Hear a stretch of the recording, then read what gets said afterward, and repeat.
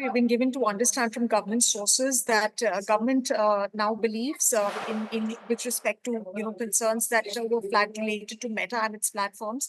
In fact, government says that there's been some sensitivity which has been seen on Meta or the part of Meta with respect to CSAM content. Of course, this has been reiterated, the fact that there's not going to be any consideration on CSAM content, and of course, a safe harbor provision which will not be available. Of course, it is for the courts to mediate on, especially when it comes to removal of the safe harbor provision. But what the government wanted to communicate earlier and now as well, that there is no leeway that will be given with respect to anything that's related to CSAM content.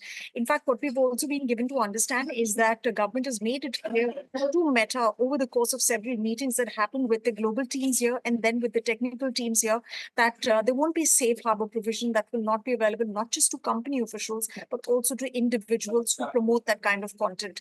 On the matter related to WhatsApp username controversy, remember there were multiple meetings which happened in that regard as well. But now government sources are saying that, of course, they are in touch with these companies, and the matter is not just limited to any one particular company, because it's an industry-wide issue with respect to some of these platforms. And of course, the government is going to continue to watch and track, whatever concerns that may emerge out of this particular aspect. Now, content moderation was another aspect that was touched upon by government officials with the meetings with Meta. And government says the government is not trying to censor or keep out any content, but the intent is essentially to make sure that social platforms, they do not create a situation which are adverse to a social milieu, which are adverse to our social conditions. And similar concerns have also been expressed by liberal democracies in the West, of course, on synthetic early generated content or AI disinformation. We've been given to understand that government sources have communicated that this is Right, a Sumita. matter of concern, because it's the right of users to know what kind of content is Absolutely. AI driven,